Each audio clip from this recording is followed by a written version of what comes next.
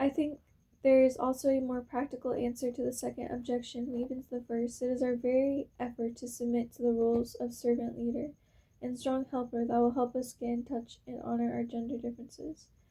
In the home, the Bible directs male and female to reflect our different gifts in our family functions. Our job descriptions in the team. Wives are more directly and more often exhorted to be gentle supporters, to be encouragers, and more directly and more often to be nurturing children in the home life. Husbands are exhorted more directly and more often to lead, provide for, and protect the family, but are not let off the hook for the education and nurturing of children. These gifts can be stronger or weaker along the spectrum, but if we accept our gender roles as a gift from God, we will try to nourish our weaker abilities rather than deny them. Tim and I, for instance, both came from homes that had domineering wives and passive husbands, so our default mode when we married was to duplicate what we had grown up with. It took a great deal of swimming against the tide of our own predilections for me to give Tim the headship.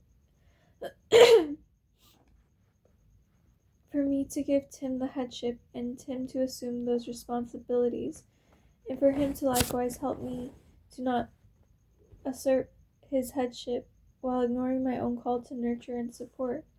So Tim had to work on the leader side of being a servant leader. Seeing this role as a gift, God matured and strengthened him. But some men may need to work on the servant side of being a servant leader. Then submitting to the role will become a good fit for them. For more thoughts on how gender roles bear on practical decision-making in marriage, see the appendix at the end of this volume.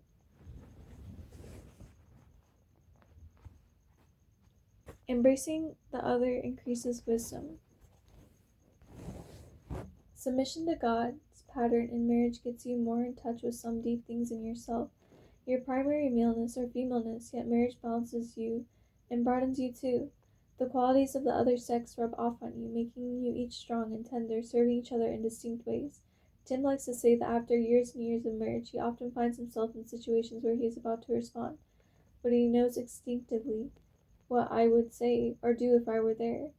In that split second, I have the opportunity to ask myself, would Kathy's typical reaction be more wise and appropriate than mine? And I realize my repertoire of possible words and actions has been greatly expanded. My wife has taught me how to look at life as she does, and now I have greater range of responses and a greater likelihood of doing the right thing. Therefore, marriage is for both the overly gender typed and under gender type. It broadens us and deepens us. In some ways, Tim is under gender type, such as in his desire not to offend others, but in other ways, he's quite frustratingly masculine. Sometimes I'll say to him, "You're mad, aren't you?"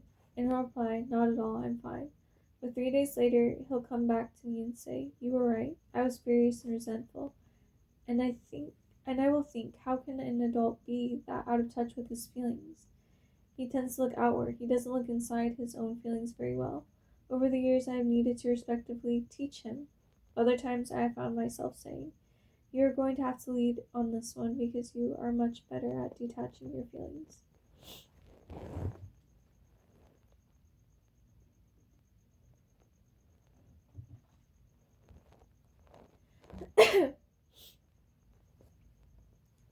Somebody might object, these are sexual stereotypes. An insensitive male and the emotional female, but they are not stereotypes. They are us, Tim and me. And what do you think stereotypes are? They are unbalanced and unredeemed masculinity and femininity. The husband and wife are there to complete each other. It's a great mystery, as St. Paul says. But at some deep level, the person who is so other in healing me and I him. Remember, this person is utterly unlike you. He acts differently, thinks differently, and operates differently, and in some cases, dealing with him is not only frustrating and scary, but it's downright incomprehensible. But at a deeper level, you are finding out who you really are. You're seeing him as your other half. You see how God is completing you and your husband. The result of completion is personal ease. Adam and Eve were naked and unashamed with each other before the fall. There was no anxiety, no hiding. There was a sense of primordial, ancient unity and accord that Adam and Eve had then that we've not experienced since because sin entered and disrupted the unity they had. When you see marriage as completion, submission finds its place. What about a marriage in which one party doesn't get it? Question mark. Agreeing on gender roles as a foundational part of your marriage takes two people. But what if your spouse persists in a wrong interpretation of his or her role? Wouldn't it just be better to assume that egalitarian unisex roles that we use in the world as a protection against misuse and outright abuse? Although it is true that sin has changed and twisted everything, the problem of jettisoning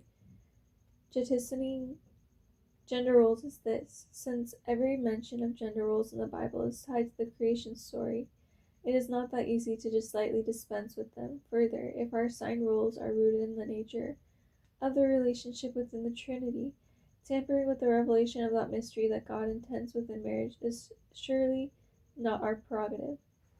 Instructions in the New Testament regarding the situation of believers who find themselves married to unbelievers are one place to start. But suppose a husband is putatively Christian marriage has a wife who wants no part of a gender role that requires her to be submissive to her husband, the head, or a wife whose church-going husband uses misreading of the Bible to dismiss and marginalize her opinion, her contributions, even her person. Though I have never been in those situations, I have friends whose marriages are all that, and even worse. Furthermore, I am a sinner married to another sinner, so we don't always inhabit our gender roles perfectly either. One of the pillars of wise counseling is the statement, the only person over whom you have control is yourself. You can change no one's behavior but your own. If a man or woman wishes to bring him or herself more fully into the biblically defined gender roles, it does not actually require assent from the other person. Since both the headship role of a husband and the submission role as a wife are servant roles, one can always begin to serve without waiting for permission. Often this will be an invincible change of attitude before it is ever visible in action.